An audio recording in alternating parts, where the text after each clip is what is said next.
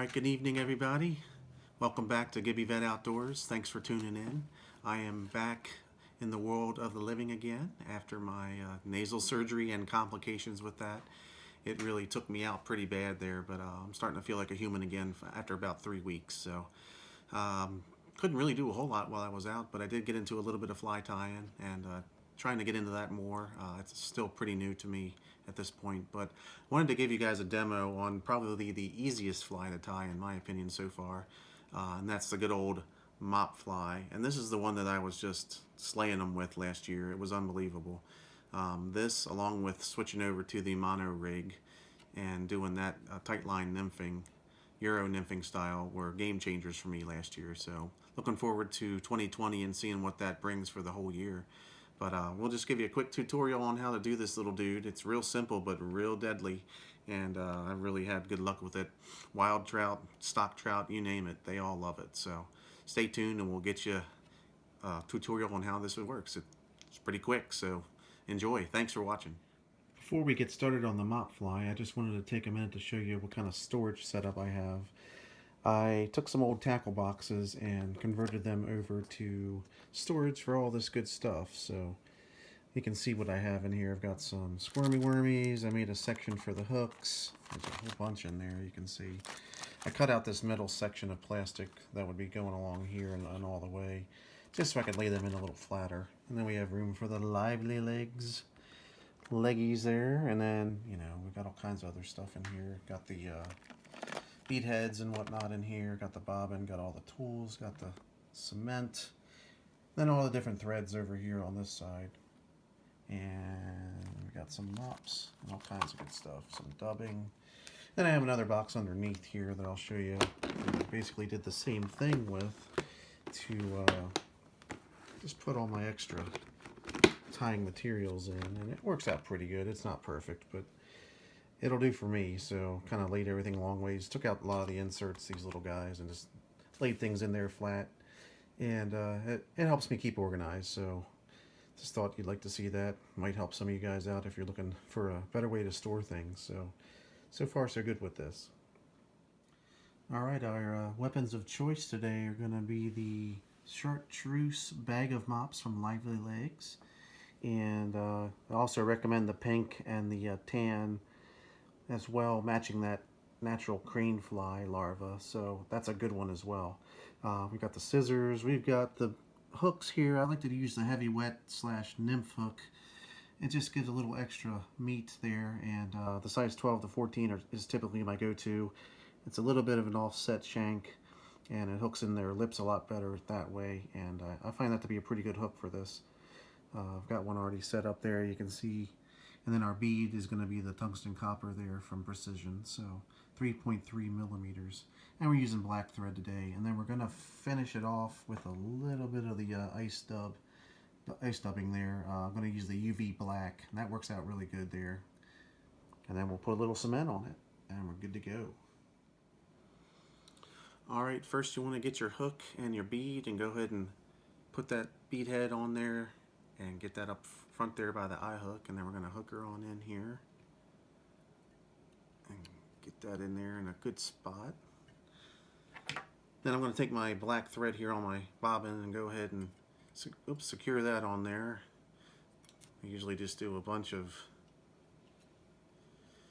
throws going forward and then back over on top of themselves again to kind of anchor that in there real good.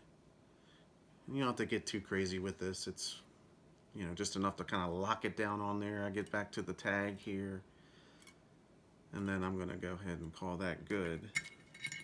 We'll just trim that off right like that. Discard that. Alright, I'm going to go ahead and get one of the Lively Legs mops out.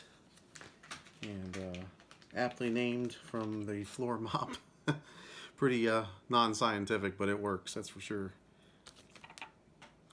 You can see one end's pretty much the end of the mop would be there, and then there's a lot of fuzz on this end, so I kind of just take some of that off there just to get it down to pretty much where we want to be there. Then depending on how long you want to do this guy, what you'll do is I'm going to wrap this up to the front here by the bead head again, and you can use the pinch technique to kind of pinch that on there So we'll come around. I'm gonna come around here and kind of pinch that in there. A little bit beyond, about 2 millimeters past the bead heads. We have a little bit of slack in it and a little bit of room to wrap it down. And you have to pull pretty hard to snug it down through all that mop material. It's a lot of stuff, but if you do about 6 to 10 wraps there, that ought to do it.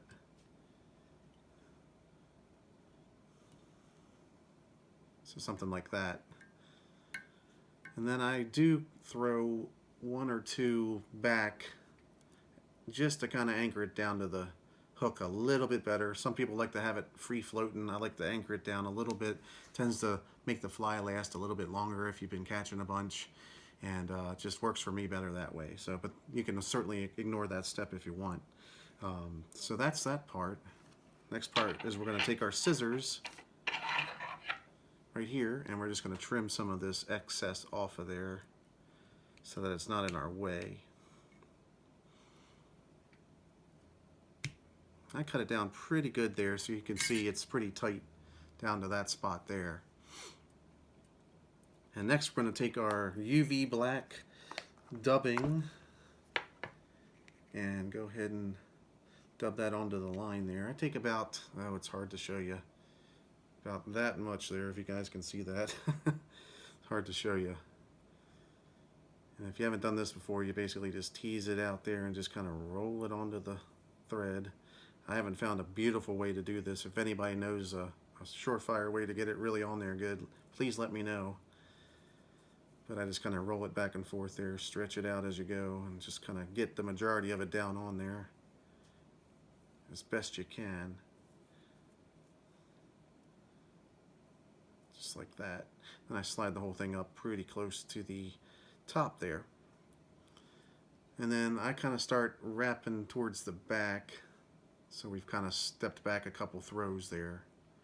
Now we're going to go ahead and come forward and gradually just add it in there and cover up the yellow. Try not to go over the bead head there, so that looks pretty darn good. Alright, awesome. That looks great. Cool. Alright, there's that. Then we go ahead and throw a couple knots in. I don't have a finishing tool, so I just do it the old school way by tucking it through. And that works okay for me, so I'll do a couple of these hand-tied knots here.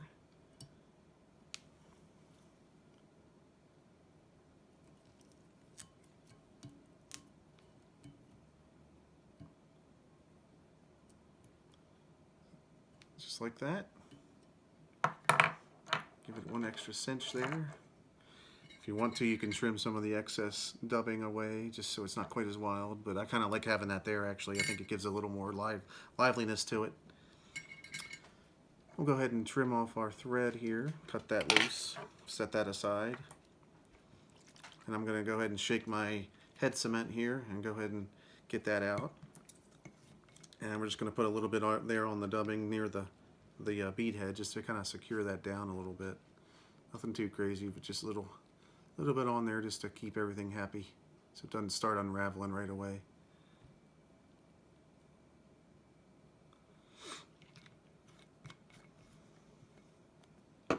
Alright,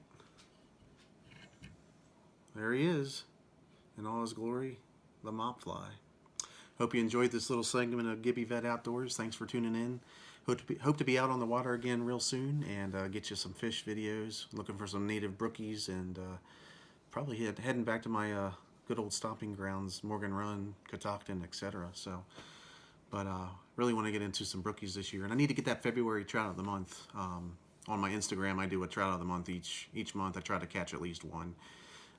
So that's always fun. I want to try to make it a brook trout for February. So thanks for tuning in again. Appreciate it. If you like what you see, please hit subscribe, and I will see you all next time, hopefully on the water. See ya.